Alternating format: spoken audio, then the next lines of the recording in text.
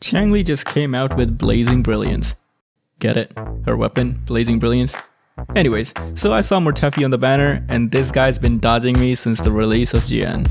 So I decided to make a video doing a full 4-star analysis of all the 4 stars on the banner. I tell you if it's worth going for these characters, and I will also go over their resonance chains, so if you have that character already or are looking to obtain more copies, keep watching. Let's get on with it.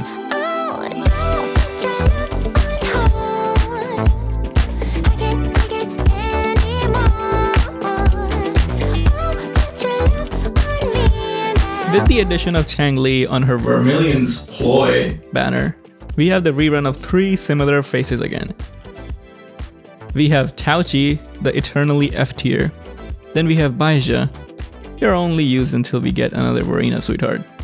And finally we have Mortefi, the man who has mastered the game of Wuthering Waves. He dodges my every attempt to obtain him. So let's go over all of these guys. Let's start with Taoqi. What this character was granted in terms of looks, came at a cost of deficient kit. Taoqi, if you don't know, acts as a shielder for your team. Kinda like Verena, but with shields. And her ultra buffs the incoming character's skill damage. On paper, this sounds like a good kit, but she's ridden with energy issues and overall, a very slow kit, making her difficult to pair with other characters. In general, characters like these improve over time, so if you do like her, who wouldn't? Go ahead and build her, she's probably being slept on a little. Once we reach the end game, and our characters reach full build with sufficient energy recharge, I think she will see some more play. She does do a decent amount of damage if you do build her properly with proper defense % echoes, so there's that. Now to go over her resonance chain. This is where the problem comes. Remember how I said she's mostly a shielder support? Well, her resonance chain kinda just abandons that identity to turn her into a DPS character. Don't get me wrong, I would swing my sword if I saw her too. But I don't think that fits her very well. Her sequence 1 increases her shield by 40%. Quite a decent amount, definitely nice to have. This makes her a lot more comfortable to play with. Her sequence 2 increases the crit rate and crit damage of her ultimate by 20% respectively. Now this kind of sequence would be nuts on a normal character, but since we're focusing on building her with ER, defense, and supportive stats, it doesn't actually do anything for her, making it effectively useless. Unless you're playing her as a sub DPS or a DPS, which to be honest can be fun, but in terms of meta, I think we have many characters who do that better than her. Her sequence 3 increases her skill's shield duration from 18 seconds to a whopping 30 seconds. This combined with her S1 makes her a very decent support. Her sequence 4 basically gives her a small healing when triggering her skill's parry, and grants her a defensive boost, which does increase her DPS again, but like I said, we're probably not building her as one. The heal is kinda nice though, but not worth as a sequence. Her sequence 5 is actually quite deceptively good. On the surface, you see it buffs the damage of your Forte circuit, which we don't really care about, but it's what comes after. When her Forte hits a target, she gets 20 Concerto back. This is actually insane because Taoqi suffers so much from the lack of Concerto energy, but this kinda solves that problem, if only just a little bit. Her sequence 6, once again, buffs her damage by giving her an increased damage on heavies when she has a shield on. Once again, kinda useless. So overall, her sequence 1, 3, and 5 are actually pretty decent and worth pulling if you do have her. But remember, as of right now, there's not a single meta team that uses Taoqi for support. Unless you're a whale and want more skill damage for showcases, but even then that is gonna get replaced pretty soon by another character. So overall, I don't think you need to go for Taoqi's sequences. But you will get them eventually even if you don't want them. Before we move on, if you're liking my videos, consider subscribing, that would really help me out. I also stream on Twitch, check out my Twitch in the description. Now we move on to Baizhi. Why hesitate if you know what you want? Baizhi is basically a dollar store Verena. She heals, she gives an attack boost, and does coordinated attacks as well. She does take longer field time, her heals aren't as good, and she requires a lot more energy to run, and instead of scaling with attack like Verena, she scales with HP, so you need to farm separate echoes for her. On the bright side, she does pretty much everything Verena does, making her pretty valuable, as your only healer in the game that is not Verena. As for her sequences, let's take a look.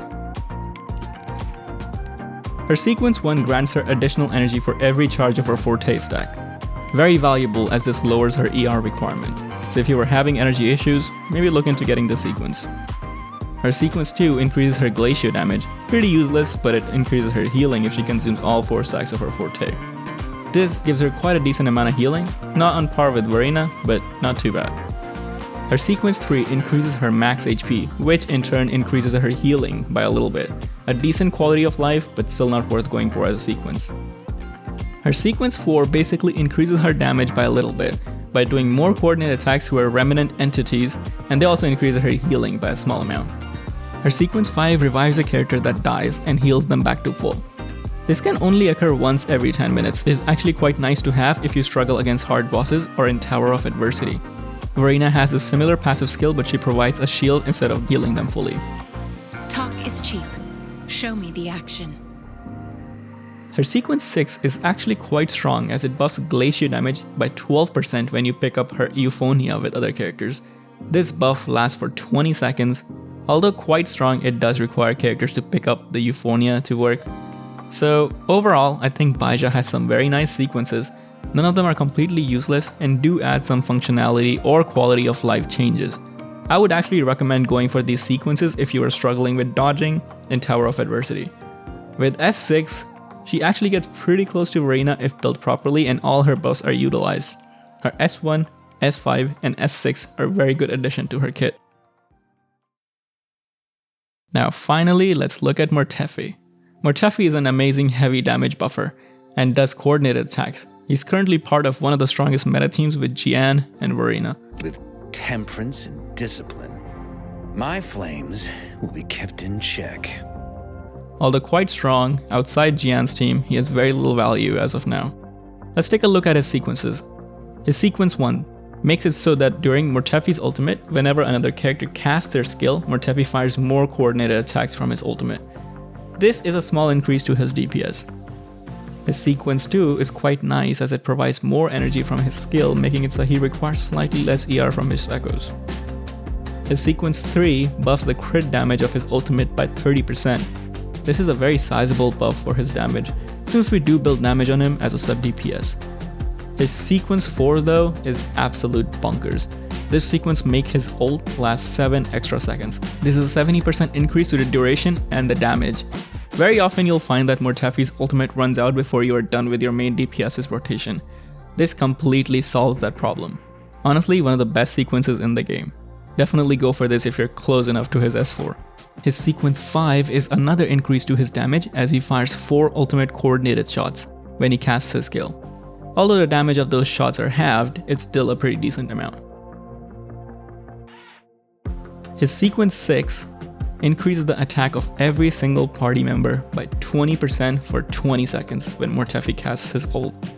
Another massive sequence node, definitely worthy of being his last sequence and another contender for the best sequence.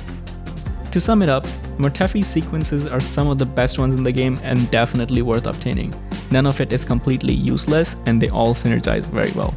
His S4 and S6 are super broken and S2 also lowers his energy requirement by a little bit.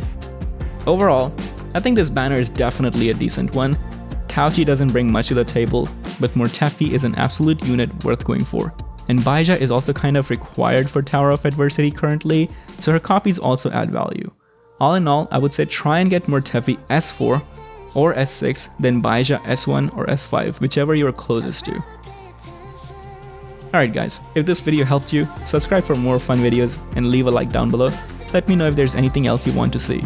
I'm Karan and I'll see you in the next one.